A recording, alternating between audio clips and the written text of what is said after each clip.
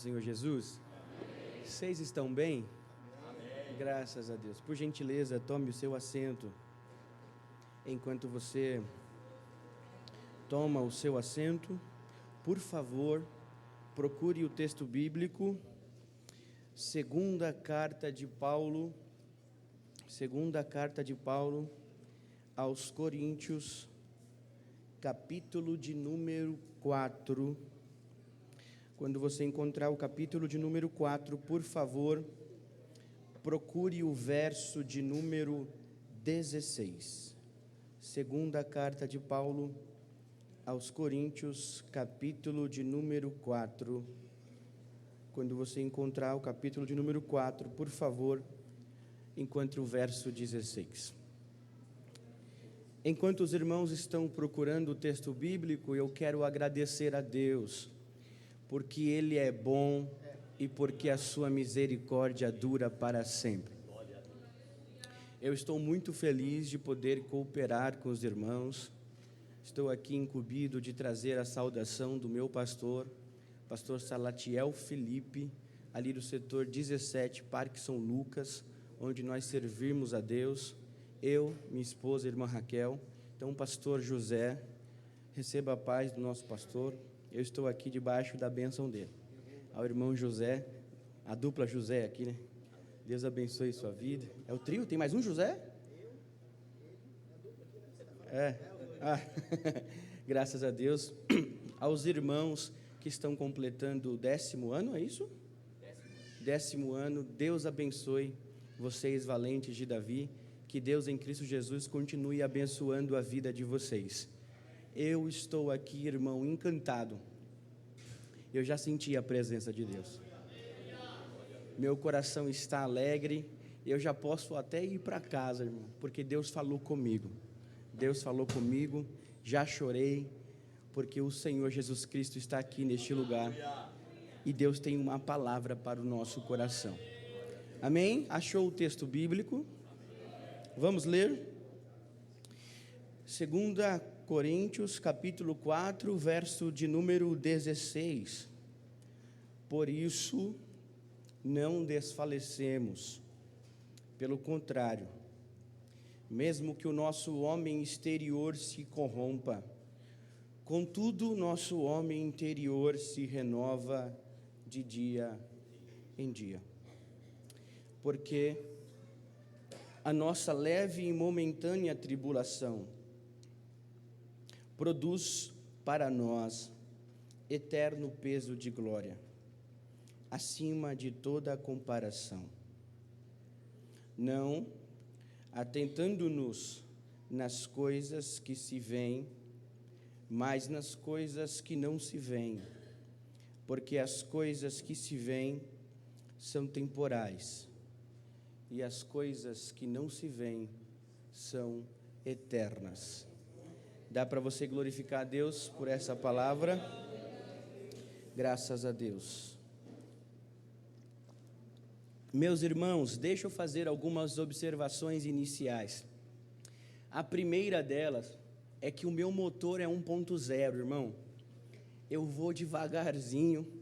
O importante é que você entenda a mensagem bíblica. Então não se preocupe com o meu tom inicial de voz. Já já o meu motor esquenta e a gente vai dar lugar. Mas por enquanto eu preciso fazer a exposição da Escritura e eu vou respeitar os seus ouvidos. Depois que o Espírito Santo começar a falar no meu coração, eu vou dar lugar assim como vocês. Mas eu preciso alertar aos irmãos. Esta é a primeira observação. A segunda observação, meus irmãos, o texto bíblico é conhecido dos irmãos. Não vou pregar, não é a minha pretensão pregar nada de novo. Vocês conhecem o texto bíblico. Não vou inovar, vou falar a palavra de Deus. Então, o texto bíblico é conhecido dos irmãos.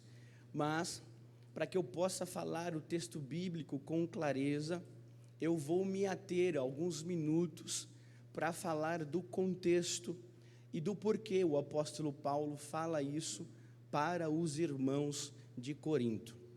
Então, apesar de ser um texto conhecido, eu preciso passear com os irmãos pelo contexto desta carta, para que quando nós chegarmos na explicação do texto, vocês estejam ambientados com o que Paulo está pensando. Então, eu vou me ater um pouquinho ao contexto. Outra observação importante é que se você faz uma leitura da Bíblia despretensiosa, despercebida, você perde os detalhes que são importantes.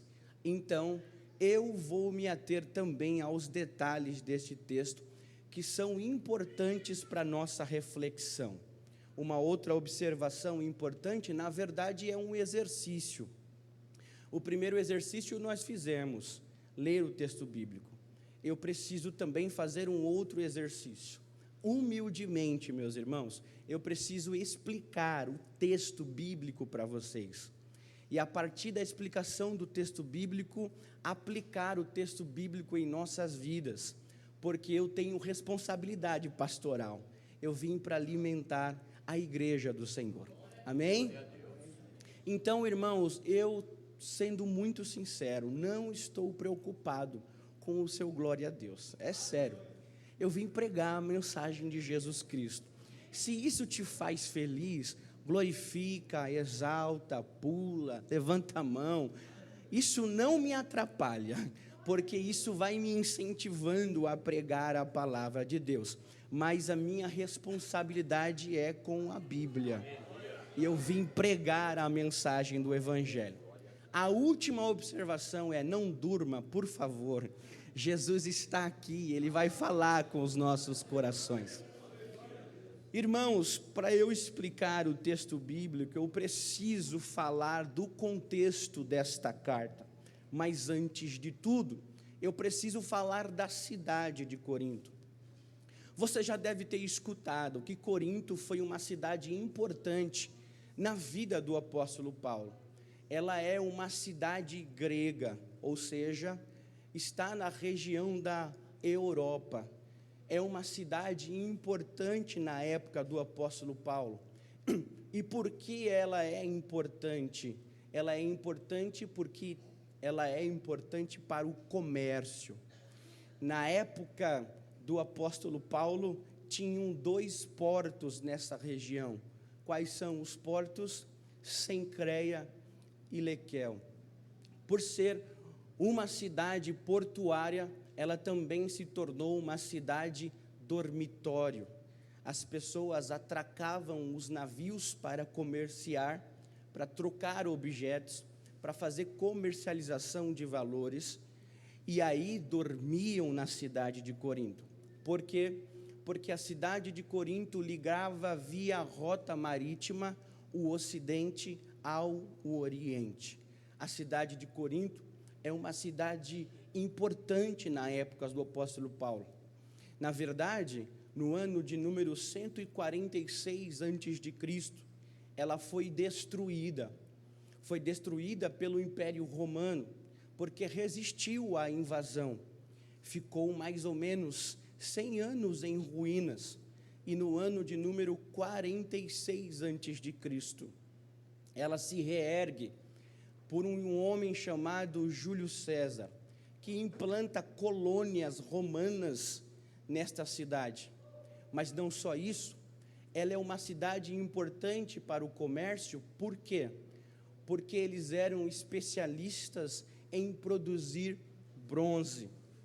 Eles também eram especialistas em produzir vasos de barro, vasos de cerâmica. Por favor, lembre-se disso. Por favor, lembre-se disso. Eles eram responsáveis pela maior produção de vasos de barro. Pode dar um Google aí se você quiser comprovar isso. Eles produziam vasos de cerâmica. E por ser uma cidade portuária, também produziam itens navais, consertavam os barcos daqueles que vinham fazer comércio e também produzia os próprios barcos. A arqueologia já provou isso.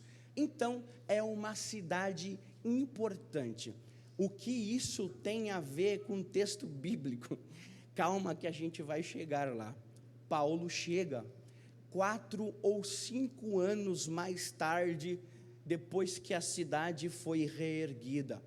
Paulo chega no ano 50, precisamente no inverno. Paulo chega no inverno na cidade de Corinto. Ele é o seu fundador da comunidade religiosa, da igreja de Corinto. É o seu pastor durante 18 meses. É o seu pastor durante 1 ano e meio. Paulo é o pastor desta igreja. Se o meu pastor Salatiel dissesse: Fabiano, vá dirigir a igreja de Corinto, e eu estou sendo sincero aqui com os irmãos, eu diria: não, vou não. Ou igrejinha, para dar problema, era a igreja de Corinto. Apesar de ser uma igreja problemática, não obstante a isso, era uma igreja que estava voando nas asas do Espírito, tinha diversidade de dons, o Espírito Santo operava na igreja de Corinto. Tanto é que Paulo tem que instruir esta igreja acerca do bom uso dos dons espirituais. Paulo escreve a sua carta, a primeira carta de Paulo aos irmãos de Corinto, quando ele está na cidade de Éfeso, depois do seu pastorado.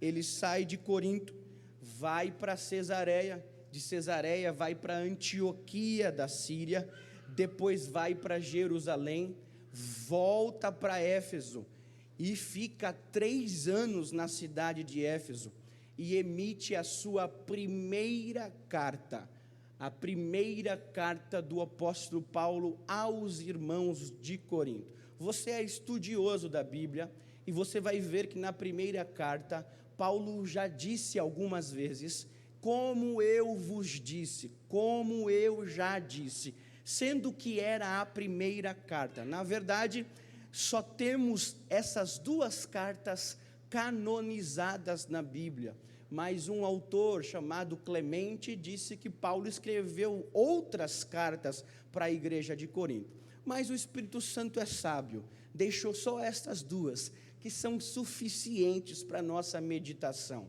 Se você me perguntasse qual que era o problema que a igreja enfrentava para Paulo produzir a sua primeira carta, eu diria: problemas internos.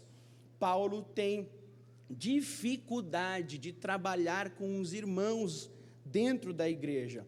Por quê? Porque existiam facções na igreja de Corinto, ao ponto de, no primeiro capítulo da primeira carta, Paulo olhar para os irmãos e falar: eu dou graças a Deus que eu não batizei nenhum de vocês. Eu dou graças a Deus que eu não batizei nenhum de vocês. Vocês me dão muito problema. Dão tanto problema que Paulo tem que fazer, no mínimo, 3 viagens para a igreja de Corinto, para poder tentar resolver os problemas da igreja. Não obstante a isso, envia Timóteo. Timóteo não dá conta, envia Tito. E mesmo assim, a gente tem N problemas. E quais eram os problemas na igreja de Corinto? Alguns diziam: eu sou de Apolo. Outros diziam: eu sou de Cefas. Outros diziam: eu sou de Jesus Cristo. Aí Paulo dizendo: meu Deus, vocês estão atribulados, meu irmão. Que importa quem foi que plantou e regou? O importante é que Jesus tem dado o crescimento a vocês. Parem de se faccionar, isso não é bom. Aí no capítulo de número 1, verso 9, Paulo diz à igreja: vocês foram chamados para a comunhão em Cristo Jesus.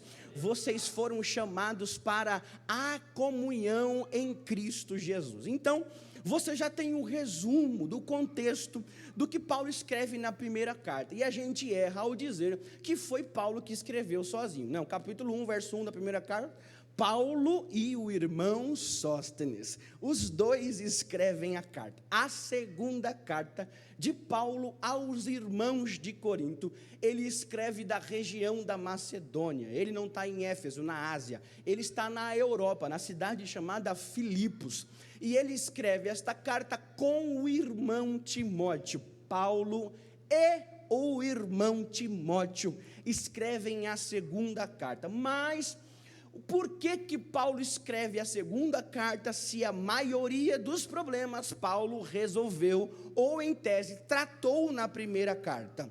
Paulo está defendendo o seu ministério. Olhe para mim aqui agora. Paulo está fazendo uma apologia do seu ministério. Ele precisa se defender. Faz isso com excelência no capítulo 10, capítulo 11, capítulo 12 e capítulo 13 da segunda carta de Paulo aos irmãos de Corinto. A minha pergunta que eu sempre faço quando vejo Paulo se defendendo é: do que e de quem Paulo está se defendendo? E por que Paulo está se defendendo? Paulo está se defendendo, no mínimo, de israelitas que moravam na cidade de Corinto. Da onde a gente entende isso? Capítulo 11, verso de número 22 adiante. Paulo olha para os irmãos de Corinto e escreve: eles são israelitas? Eu também sou. Eles são fariseus? Eu também sou. Então, no mínimo, eram israelitas que moravam naquela cidade e estavam atormentando a vida do apóstolo Paulo. A minha outra pergunta é: tá bom, a gente já sabe quem é, mas quais eram as acusações que eles estavam fazendo para o apóstolo Paulo? Pelo menos algumas. Redobre sua atenção aqui, vai apertar um pouquinho, mas nós vamos dar glória. Calma que a gente vai chegar lá. Eles diziam para o apóstolo Paulo: você não pode ser apóstolo. E por que você não pode ser apóstolo? Primeiro, porque você não viu Jesus pessoalmente. Quem me diz que a sua experiência no caminho de Damasco é real? Quem me diz que a sua experiência no caminho de Damasco é real? Segundo, você é um azarão. Você é um azarão. E por que você é um azarão, apóstolo Paulo? Você é um azarão porque qualquer barco que você sobe, ele naufraga. E não só isso, se você vai para uma ilha, uma cobra te pica. Você só pode ser um azarado. Os teus amigos te largaram em todos os seus julgamentos. Na verdade, você ficou numa prisão fria. Nem com seus livros e com a sua capa você estava. Te abandonaram em alguns dos seus julgamentos. Você ficou vários dias na varoagem do mar. O próprio Paulo vai dizer isso no capítulo 11 desta carta. Você ficou vários dias na varoagem do mar. Em algumas cidades, como a própria cidade de Tessalônica, você foi perseguido, foi convidado a se retirar junto com Silas dessa cidade. Foi para Bereia, os irmãos de Tessalônica te perseguiram até Bereia, te expulsaram de 2 cidades e depois você foi para Atenas. Você não é bem-vindo em algumas cidades. Você, inclusive, foi apedrejado em algumas cidades que você passou. Não só isso, os seus compatriotas, que sabem que você tem dupla nacionalidade, te prenderam e te bateram. Você é um azarão, apóstolo Paulo. No começo do teu ministério não queriam aceitar a sua vida, você teve que fugir pela janela, te içaram para baixo, porque você era um fugitivo. Você não pode ser apóstolo, porque você sofre muito, você sofre demais, apóstolo Paulo. Não tem como você dizer que você é apóstolo. Nenhuma igreja te sustenta. Na verdade, já escutei por aí que Filipos te ajudou 2 vezes e você continua trabalhando e armando tendas. Você não tem um ministério itinerante. Nenhuma igreja te subsidia financeiramente. Conte para mim, apóstolo Paulo, quais são as suas glórias, quais são os seus grandes feitos, o que de mágico você fez na sua vida.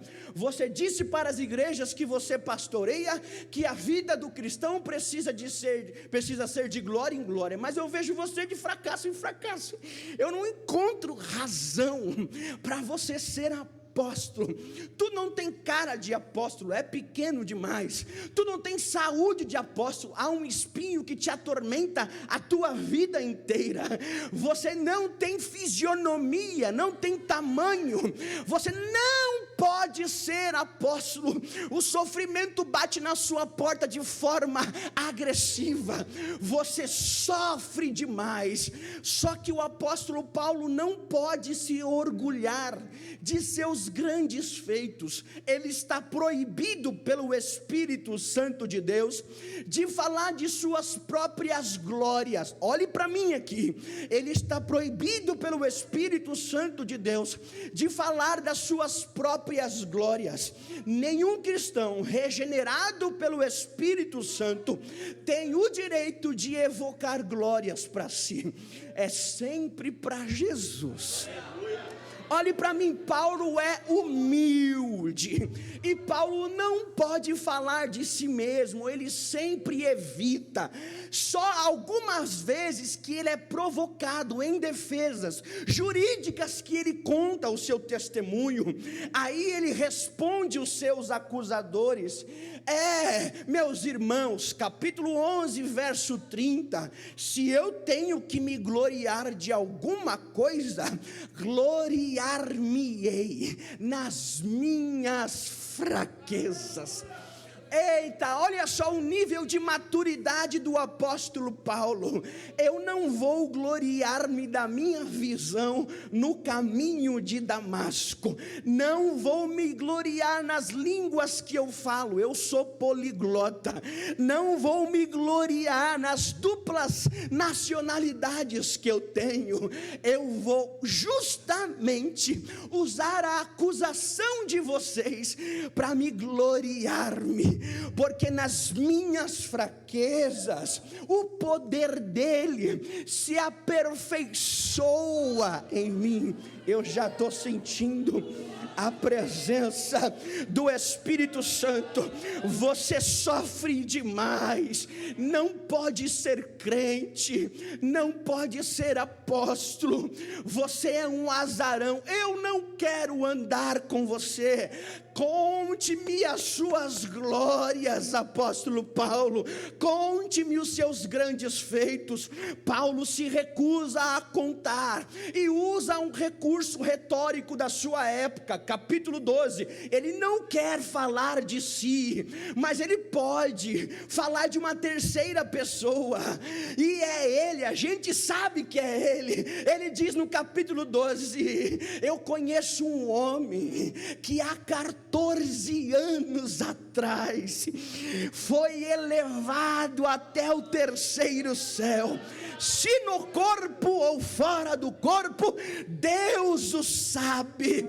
E o que este homem viu, apóstolo? Ele viu coisas que não é lícito nem contar aos homens. Fica para mim, oh aleluia, oh glória.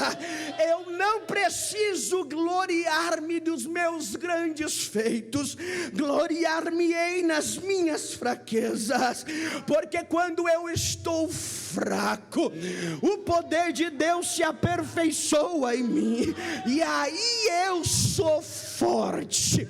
Tá bom, apóstolo Paulo, mas por que você sofre? Eu sofro porque tem um objetivo no sofrimento. Paulo já disse isso, e a humanidade está procurando essa resposta há vários anos. Paulo está dando uma razão para o sofrimento. Dobre sua atenção aqui para mim. Paulo vai responder os irmãos que estão acusando ele, e no capítulo 1, verso 4, ele dá a primeira razão para o sofrimento dele. Ele diz o seguinte, capítulo 1, verso 4 da segunda carta: é ele que nos conforta em toda a nossa tribulação, para podermos consolar os que estiverem em qualquer angústia, com a consolação mesmo que somos contemplados por eles. Eita, escuta, olhe para mim aqui, porque isso aqui é pastoral. Paulo está respondendo os seus acusadores e dando uma lição para a igreja de Corinto. Meu sofrimento é pedagógico. Deus me faz sofrer, porque eu vou encontrar pessoas no meu caminho que estarão em qualquer angústia como a minha, e através do consolo que eu recebi, consolarei essas pessoas. Amandagaséria. A expressão consolo aqui é a mesma que sai da boca de Jesus quando ele vai falar sobre o outro consolador que havia de vir ficar com a igreja.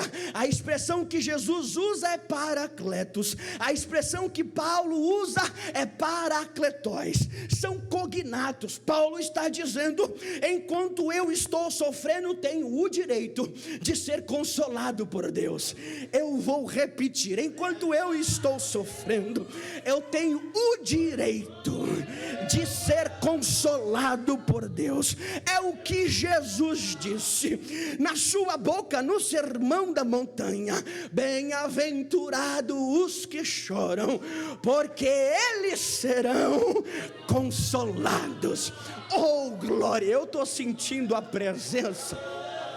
Levanta a tua mão direita para o céu, levanta a tua mão direita para o céu. Augustinho de Hipona diz, com a mão direita levantada: uma uva jamais se tornaria vinho se ela não fosse esmagada no lagar. John Stott disse certa vez que é impossível o processo de santificação sem sofrimento. C.S. Lewis disse mais uma vez: o sofrimento é o megafone para uma geração de surdos. Oh glória! Paulo está dizendo: eu às vezes não vou tirar o teu sofrimento, porque se eu tiro, tu escapa. Eu vou deixar ele aí do jeitinho que ele está, porque isso te aproxima da minha presença. Mão direita para o céu, mão direita. Eu disse que ia doer, mas este sofrimento que você passa, meu irmão, este sofrimento que você passa, minha irmã, é palco para a glória de Deus. Segura aí, porque eu preciso aplicar em nossas vidas. Jesus está dizendo: não é à toa o seu sofrimento, não é de graça, ele é pedagógico. Enquanto você sofre, eu te ensino a lidar com os problemas, e aí algumas pessoas vão te procurar. Pasmem vocês, ovelha também pastoreia, ovelha também ensina. Vai bater na tua porta pessoas em angústias semelhantes à sua, e é você que eu vou usar para consolar a vida de alguém. Fecha a tua mão e sinta a presença do Consolador. Já está passando aqui. Ela me canto. Eu sinto que o Espírito Santo reservou essa data para consolar a nossa alma, para dizer: eu vou usar o sofrimento da tua casa para ensinar famílias em volta de você. Abra a porta quando ela bater. Oh, Jesus desceu quentinha. Abre a porta quando ela bater pedindo oração. Não é o adversário tentando a sua alma, não. É eu testando o quanto eu sou consolador na tua vida.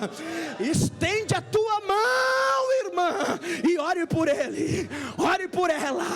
Jesus vai colocar palavras na tua boca para consolar. Amandoquecia e mantocamandor séria.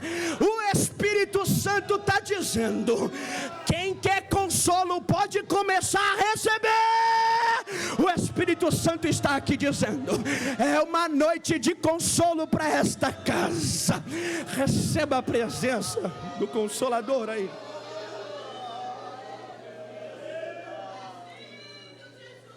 É me cando a séria. É me mandou como um duriavaz.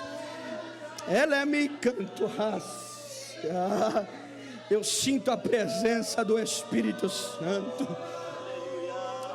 Eu preciso continuar, eu preciso chegar até o verso que nós lemos. Tá bom, apóstolo Paulo, eu sei, entendi que o sofrimento é pedagógico. Me responda, por que você não desiste? Qual é a razão de você continuar se mantendo firme? Paulo responde, capítulo 4, verso 1, abra sua Bíblia comigo, capítulo 4, verso 1, pelo que tendo este ministério, segundo a misericórdia que nos foi feita, não desfalecemos.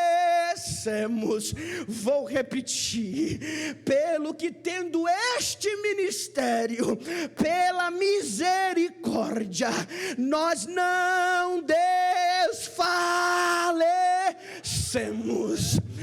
Eita, que Jesus maravilhoso! Sabe por que a tua casa está de pé?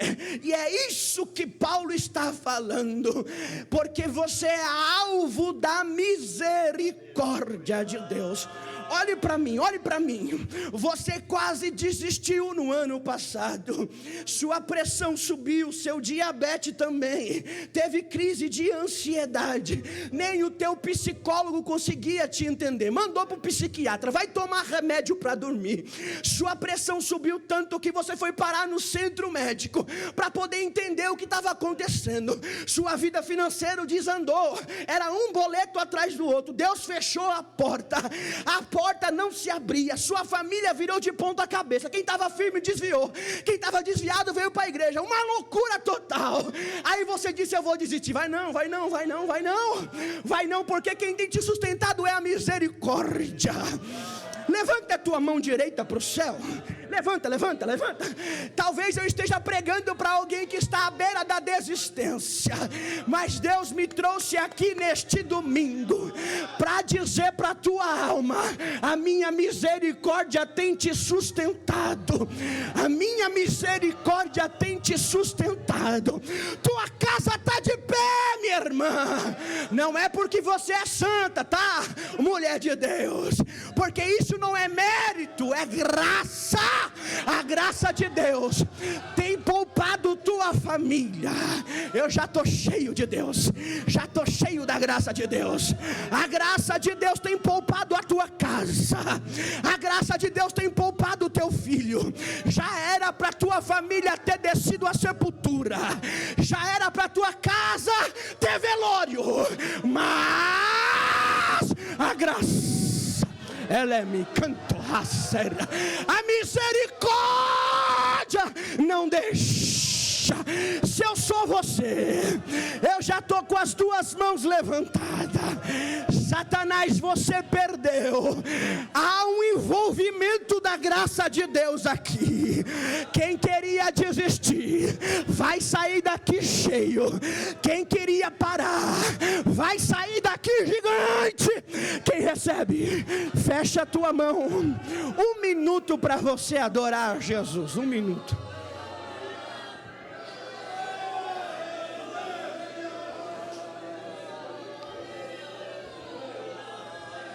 Amanagasai.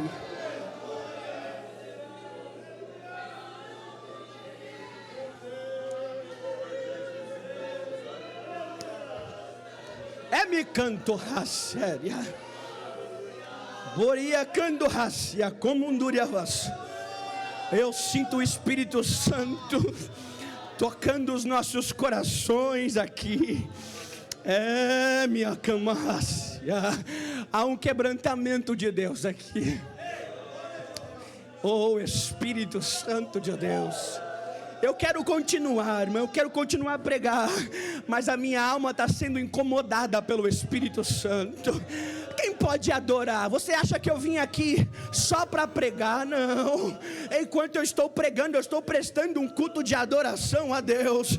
E Ele está me incentivando, dizendo: minha misericórdia alcança vocês aqui essa noite. Quem pode adorar? Quem pode? Aleluias.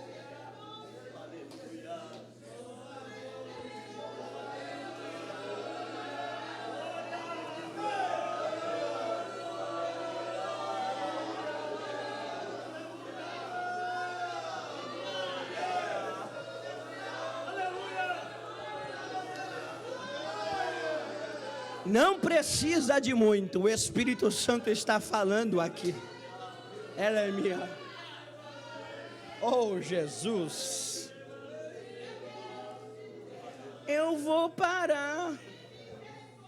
Não quero mais esse ministério. Não é teu.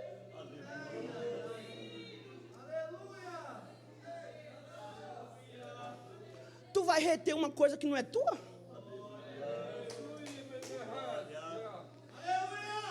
Eu fui para o Nordeste, aprendi uma palavra nova. Enjooso. Enjooso. O cara que se enjoa, sabe? Enjooso. Tu tá se enjoando com coisa que não é tua? Não vou mais orar, não. Não toco mais essa guitarra. Não toco mais, rapaz. Nem é teu.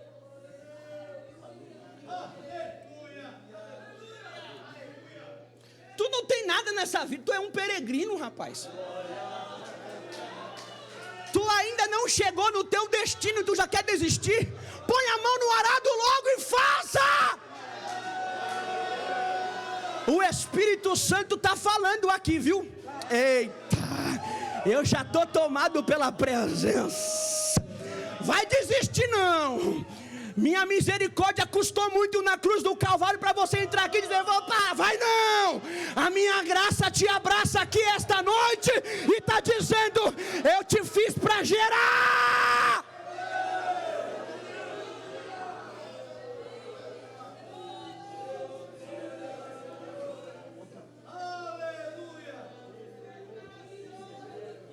Jesus me ajuda. Tá bom, Paulo, tá bom. Já entendi. O sofrimento é pedagógico. Vem me dar a séria. O sofrimento é pedagógico. Ok, você não desiste por conta da misericórdia, mas o que te faz aguentar? Lembra do vaso de barro que a igreja de Corinto produzia? Lembra que eu falei para você que eles eram produtores? Paulo é inteligentíssimo e o Espírito Santo conduz da forma certa. Eu vou usar uma alegoria para que eles possam entender por que eu posso resistir.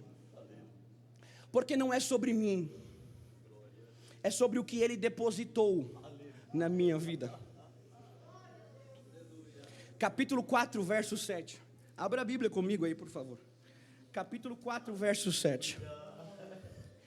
Temos, porém, este tesouro em vasos de barro,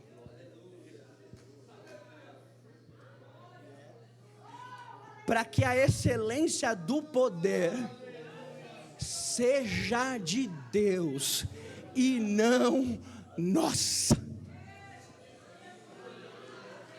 Deixa eu explicar um negócio para vocês aqui rapidinho. A gente vai chegar num texto lá. Irmãos, uma moedinha só. Você morando lá, pastor José, tu ir em qualquer esquina, eu quero um vaso. Pega aí esse vaso, vale uma moedinha mesmo, vale nada. Pega aí.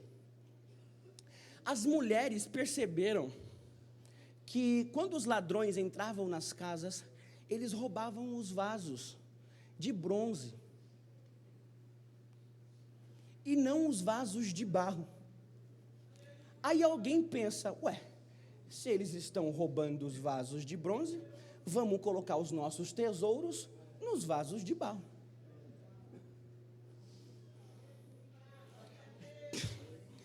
O evangelho é loucura, irmão. Olha para um cara como eu, que fumava um cigarro, andava de skate. Eu vou derramar algo na vida desse menino aí. Quem era você essa hora, 20 horas e 20 minutos? Teu nariz estava cheio de pó, rapaz. Tu estava tomando cariri com mel no meio do bar, ralando o bucho lá no forró. 765 na cintura, peixeira na outra. Se mexer comigo eu vou rasgar o bucho. Se pisar no meu calo, eu revido. Você, mulher de Deus, hoje princesa de Jesus, você ia morrer com o plano de Satanás sem saber quem eram os pais dos seus filhos. Vai dizer, vai morrer igual a mãe, vai morrer igual o pai. Seu pé estava cheinho de cirrose, seu sangue já estava tomado pela cachaça, pela droga, pela prostituição. Aí alguém tem a brilhante ideia de olhar para a gente que não vale R$1. Que massa, que mandaria, que não vale R$1. E derrama a presença de Deus. Quem vai entender?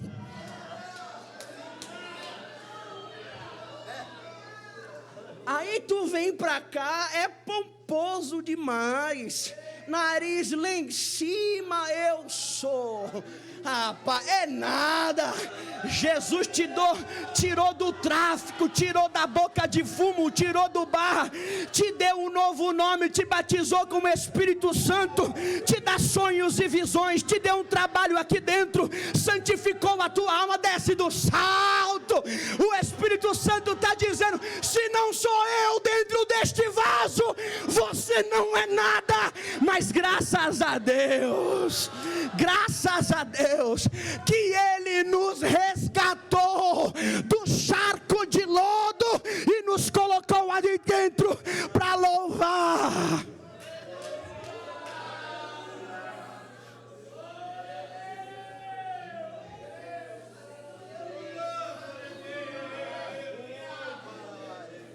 O improvável acontece. O improvável acontece. O improvável acontece. O Espírito Santo. E a gente não pode. E a gente não pode falar que a gente deu o primeiro passo. Tu não era capaz de nem dar um passo. Tu era escravo do capeta. Todo mundo aqui era. A natureza do pecado dominava a nossa alma. Aí a gente diz: eu alcancei a graça, eu alcancei Jesus. Que alcançou nada? Foi Jesus que deu o primeiro passo.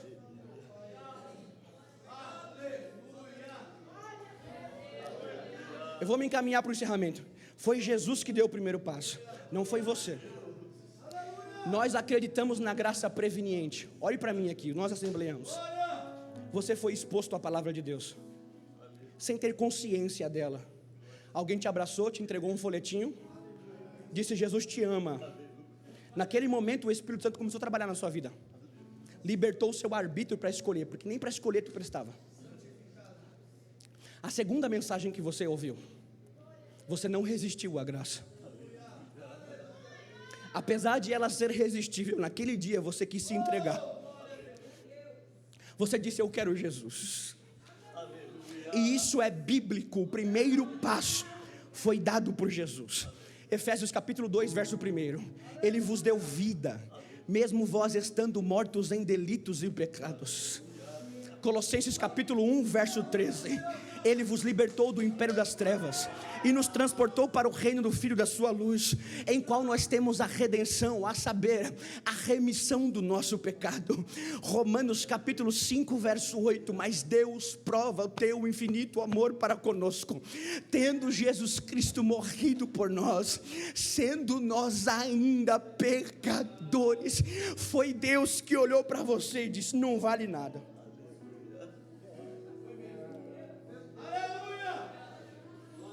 Mas o que é de mais precioso eu vou depositar nessa vida aí, ó.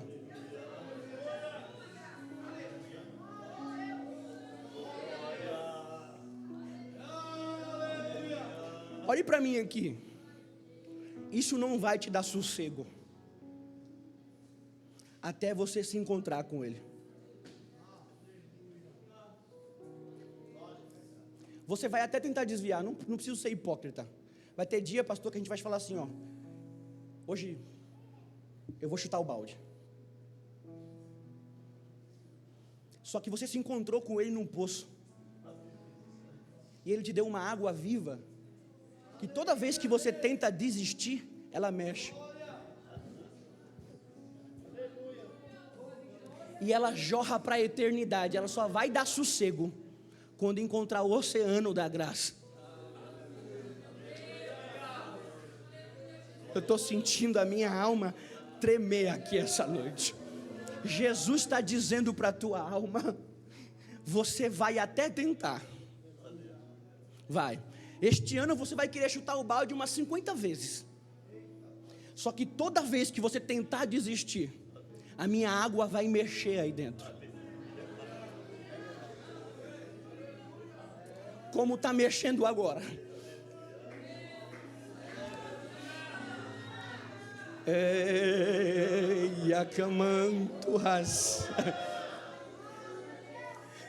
O Espírito Santo fala com a nossa alma. Eu estou sentindo a minha alma tremer. Paulo, tá bom, entendi. Mas me dá mais uma justificativa por que você não desiste. Capítulo 4, verso 16. É por isso que eu não desisto. É por isso. Porque o meu homem exterior pode até estar corrompido, mas aqui dentro uma coisa se renova de dia. Deixa eu explicar isso para você. Quando Paulo fala assim, ainda que o meu homem exterior se corrompa, ele usa a expressão antropos diafeiro no grego. Quer dizer o seguinte, ainda que o meu homem exterior caminhe para a tumba. Deixa eu falar uma coisa para vocês, não inventaram a fonte da juventude ainda, tu vai morrer. A ruguinha vai aparecer mesmo você usando o Renil. Você vai morrer. Só que apesar do seu corpo estar caminhando para a tumba, sua mente, seu corpo está indo embora, querendo a desistência. Aqui dentro, o seu homem interior grita: eu quero a presença dele. É por isso que você não consegue impedir os nossos velhinhos de vir para a igreja, porque o corpo já não aguenta mais, mas a alma grita. Eu não consigo ficar segura no banco, porque isso aqui é real. O seu corpo pode até dizer: eu quero o pecado, mas alguma coisa aí dentro vai gritar: não, o meu sangue é valioso demais. Corre para minha casa, abraça-se no altar. Jesus está falando. Levanta a tua mão, levanta. Você quis parar, quis desistir, chutou até o balde, mas Jesus te fez pegar esse balde de novo, dizendo: não é hora de parar. O meu Espírito renova o teu homem interior aqui agora. Levanta a tua mão e adore a Deus por um minuto.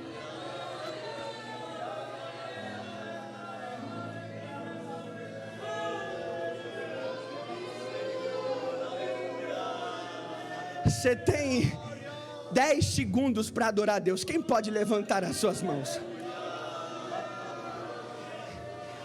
Eu já estou vendo lágrimas, já estou escutando línguas estranhas, já estou sentindo a presença do Espírito Santo, dizendo para esta igreja: avante, não desista, põe a mão no arado, vamos comigo, porque quando você quiser desistir, o meu Espírito te fortifica.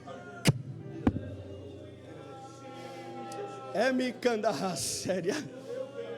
Oh Espírito Santo, fique sobre os seus pés.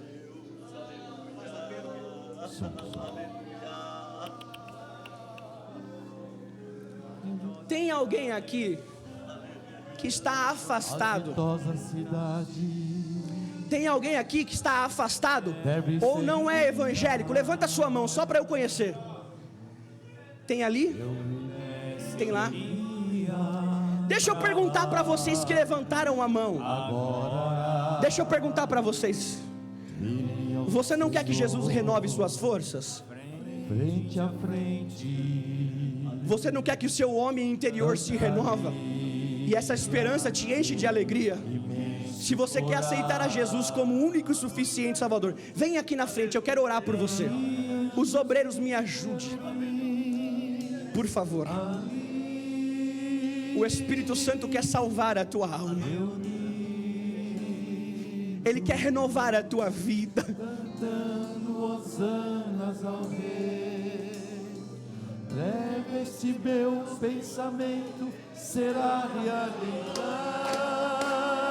É para isso que eu vim pregar.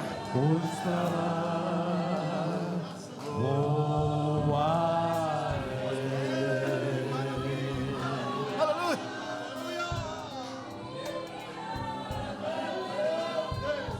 Jesus desamarra aqui as amarras de Satanás, e há uma noite de salvação aqui. Tem mais alguém, por favor? A palavra falou com você. Jesus quer te livrar do pecado, da justiça, do juízo. Ele falou com a tua alma. Vem aqui na frente que a gente precisa orar por vocês. Eu preciso encerrar o meu pedido. Vamos orar? Segura um pouquinho aqui. Você vai fazer uma oração comigo aqui. Aleluia. Mas hoje você não vai pedir nada material, tá? Deixa para o outro domingo. Você vai pedir coisas espirituais. Vai fazer pelo menos 3 pedidos, tá, irmão? E Deus não barganha, não. É graça. Se Ele dá, amém. Se não der, É verdade. sem reclamar com Jesus. 3 pedidos espirituais. Senhor, me batize esse ano. Eu quero falar em línguas estranhas. Pai, abre a minha mente. Põe a Bíblia aqui dentro. Está difícil, Senhor. Senhor, põe cânticos na minha boca enquanto eu oro. Senhor, salva os meus filhos. 3 pedidos. Pode começar a orar.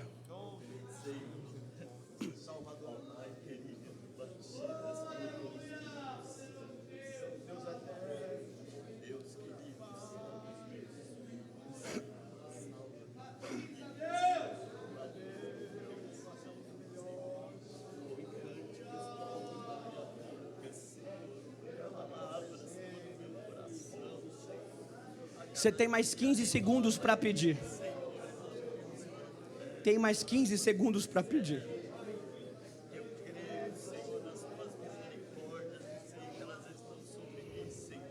Senhor, meu Deus e meu Pai, está aqui, Senhor, este povo, Pai, orando para que sejam revestidos de poder, Senhor. Escuta esta oração, Senhor. Batiza com teu Espírito, se é dom, Pai. Derrama o dom da cura, Senhor, sobre esta mão. Senhor, levanta homens e mulheres para pregar a tua palavra. Se é o propósito, Pai, de batizar com o Espírito Santo este ano, batiza com teu Espírito, Pai. Que a vida desta família entre por essa porta e aceite o seu nome. Senhor, nós oramos e oramos também por esta vida que está aqui, Senhor, se entregando diante o altar da tua igreja.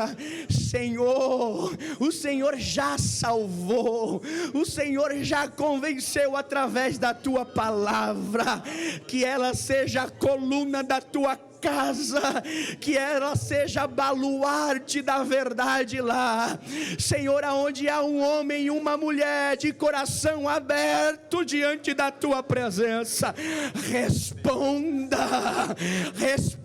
a oração do teu povo. Nós oramos em nome do teu filho Jesus e te agradecemos, amém. Me ajude a terminar de pregar.